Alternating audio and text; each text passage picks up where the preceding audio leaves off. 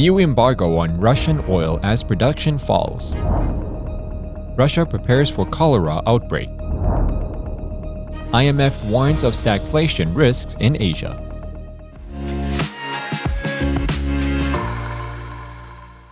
Hello, I'm Johnny. Thank you for joining us on FUNDAY News. It's May 4th, Wednesday, and here are your top stories.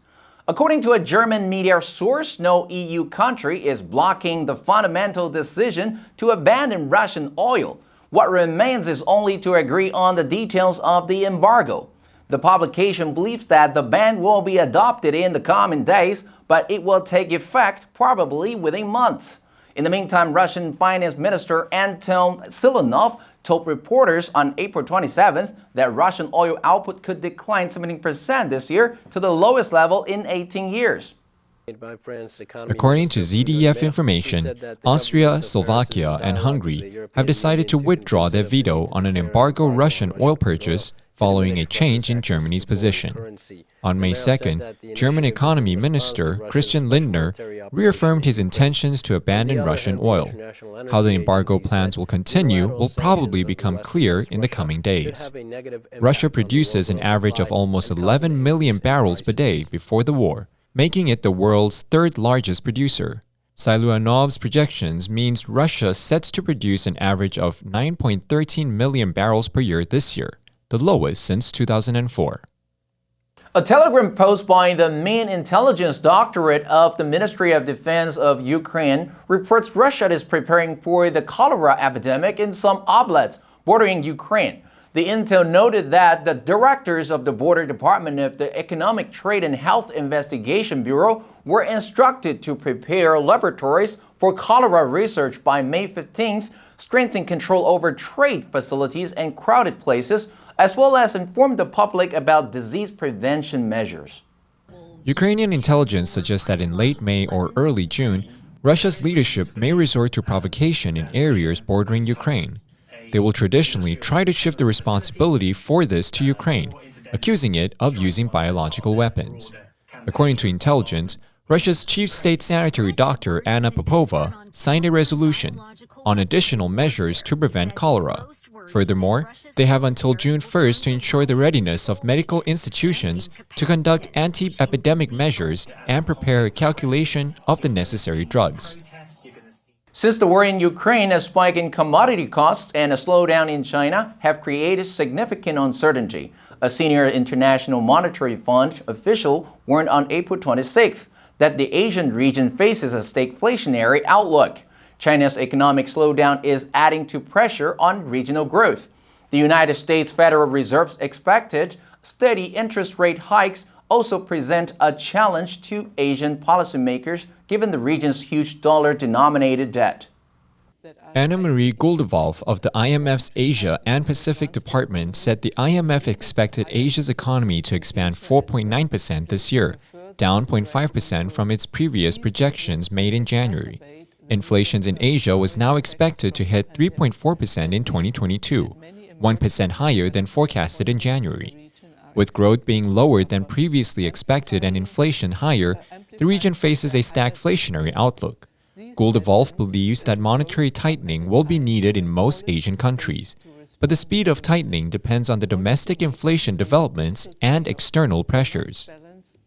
According to financial data and software company PitchBook, global venture capital invested in Cryptoverse in the first quarter of 2022 hits a whopping $10 billion, the largest quarterly sum ever, which is more than double the level seen in the same period a year ago.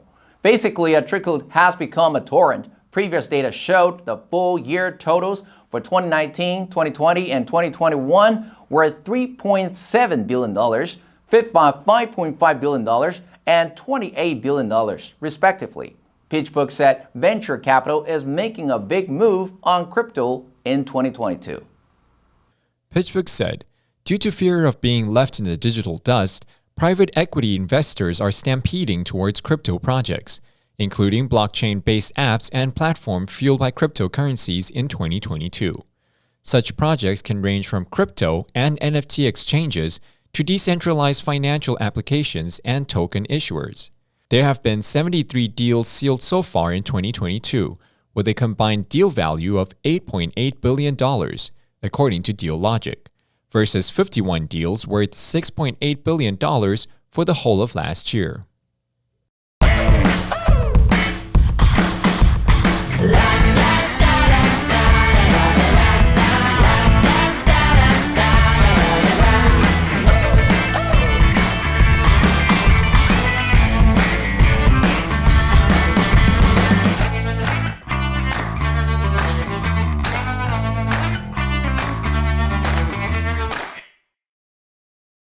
On May 1st, New Zealand welcomed tourists from Taiwan, the United States, Canada, Japan, and over 50 other countries for the first time since it went into a strict COVID-induced lockdown more than 2 years ago.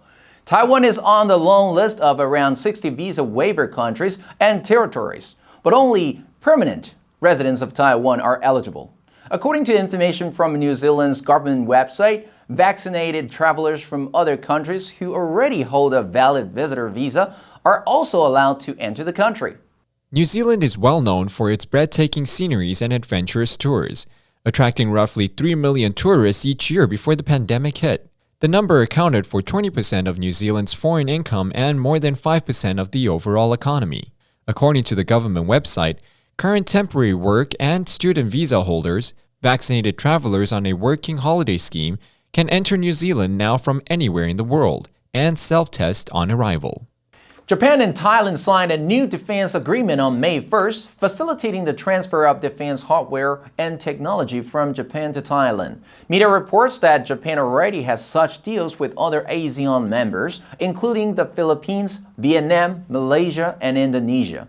In the deal with Vietnam, the two countries agreed to enhance cooperation to boost Vietnam's maritime security. They also agreed to have the self-defense forces help Vietnam strengthen its cybersecurity. In his tour of the region, Kishida visited Indonesia, Vietnam, and Thailand.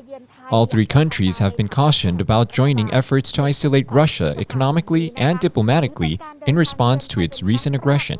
They have abstained from a UN vote in March on a resolution condemning Russia's invasion of Ukraine. As the leader of Asia's role member of the Group of Seven, also known as G7, Kishida discussed Russia's invasion of Ukraine during his trip to Southeast Asia. Research from the University of Cambridge suggests children's willingness to study subjects like French, German, or Spanish is shaped far more by the attitudes of their parents than by teachers or friends. Parents' beliefs about languages had almost twice as much influence on children as the opinions of their teachers and were also significantly more influential than the views of their peers. The researchers conclude the trick to getting more students to learn languages is to win over their parents.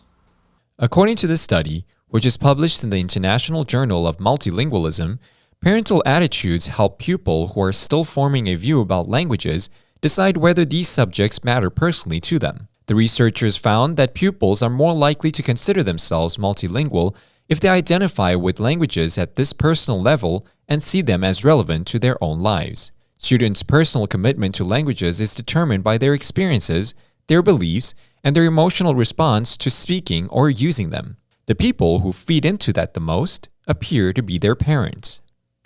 A U.S. Navy media reports the Russian Navy has placed 2 dolphin pens at the entrance to Sevastopol harbor, sheltered just inside a seawall. The pens were moved there in February, around the time of the invasion of Ukraine.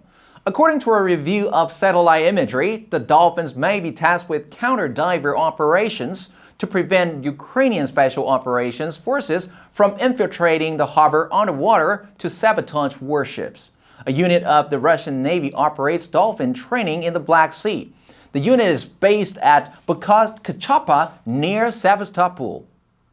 Media reports Sevastopol is the Russian Navy's most significant naval base in the Black Sea. Inside the port, according to satellite photos, many high-value Russian Navy ships are organized out of range of Ukrainian missiles but vulnerable to undersea sabotage. During the Cold War, the Soviet Navy developed several marine mammal programs, including dolphin training in the Black Sea.